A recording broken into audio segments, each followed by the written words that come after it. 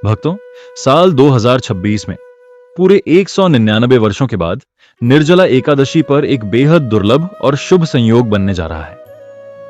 ज्येष्ठ मास के शुक्ल पक्ष की यह एकादशी साल की सभी 24 एकादशियों में सबसे बड़ी और विशेष मानी जाती है। धार्मिक मान्यताओं के अनुसार इस दिन भले ही आप पूजा पाठ या व्रत न कर पाएं, लेकिन रात के समय चुपचाप एक गुप्त चीज जरूर खा लें। भगवान विष्णु और माता लक्ष्मी के आशीर्वाद से आपके घर में इतना पैसा आएगा कि संभाले नहीं संभलेगा। पॉइंट 1, निर्जला एकादशी की सही तिथि और शुभ मुहूर्त। Date and timing. साल 2026 में निर्जला एकादशी की सही तारीख और समय को लेकर लोगों के मन में काफी उलझन है। आइए इसे साफ तौर पर समझ लेते हैं। इस साल ज्येष्ठ मास के शुक्ल पक्ष की एकादशी तिथि 24 जून को शाम 6:01 से शुरू होगी और अगले दिन यानी 25 जून को रात 8:09 पर समाप्त होगी। चूंकि सनातन धर्म में उदया तिथि का विशेष महत्व है, इसलिए निर्जला एकादशी का मुख्य व्रत 25 जून दिन गुरुवार को ही रखा जाएगा। पॉइंट 2, व्रत के पारण का सही समय, पराना टाइम। एकादशी के व्रत में पारण यानी व्रत खोलने के समय का बहुत बड़ा महत्व होता है। अगर पारण शुभ मुहूर्त में न किया जाए तो व्रत का पूरा फल नहीं मिलता। निर्जला एकादशी व्रत का पारण 26 जून को सुबह 5:25 से लेकर सुबह 8:13 के बीच किया जाएगा। पारण करने के बाद ब्राह्मणों या जरूरतमंदों को अन्न और जल से भरे घड़े का दान जरूर करें। पॉइंट 3, निर्जला एकादशी का महत्व, सिग्निफिकेंस। शास्त्रों में निर्जला एकादशी को भीमसेनी एकादशी भी कहा जाता है। स्कंद पुराण के अनुसार जो श्रद्धालु इस दिन नियम और निष्ठा के साथ बिना पानी पिए व्रत रखता है, उसे साल भर की सभी एकादशियों के व्रत के बराबर पुण्य फल प्राप्त होता है। यह व्रत कुंडली के पितृदोष, राहु दोष और मानसिक कष्टों को शांत करने के लिए अचूक माना गया है। इससे मनुष्य के पुराने पाप नष्ट होते हैं और मोक्ष की प्राप्ति होती है। पॉइंट 4, एकादशी के दिन भूलकर भी न करें ये 5 काम, डोंट्स। व्रत का पूरा लाभ उठाने के लिए इन 5 गलतियों से हमेशा बचें।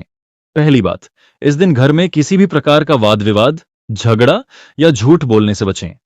मन को शांत और संयमित रखें। दूसरी बात, एकादशी के दिन चावल और बैंगन का सेवन पूरी तरह वर्जित है। माना जाता है कि चावल की उत्पत्ति भगवान विष्णु के रोम से हुई थी, इसलिए इस दिन चावल खाना पाप के समान है। तीसरी बात, इस दिन शरीर और मन की शुद्धि के लिए बाल और नाखून काटने से बचना चाहिए।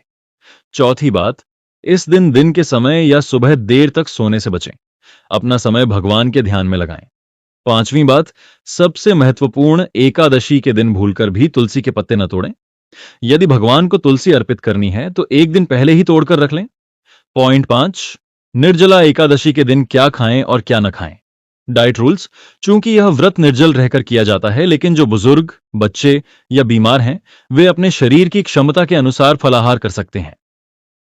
शास्त्रों के अनुसार इस दिन सीताफल का सेवन करना बेहद शुभ माना गया है।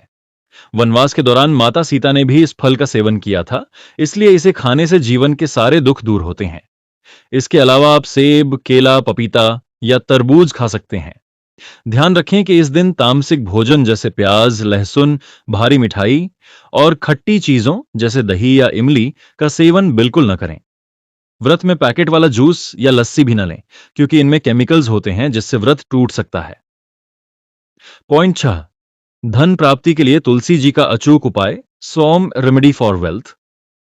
यदि आप अपने घर में सुख, समृद्धि और अटूट धन दौलत चाहते हैं तो निर्जला एकादशी के दिन ब्रह्म मुहूर्त में उठकर स्नान करें। इसके बाद एक सिक्का लें और उसे नए लाल कपड़े में लपेटकर तुलसी के पौधे की मिट्टी में चुपचाप दबा दें।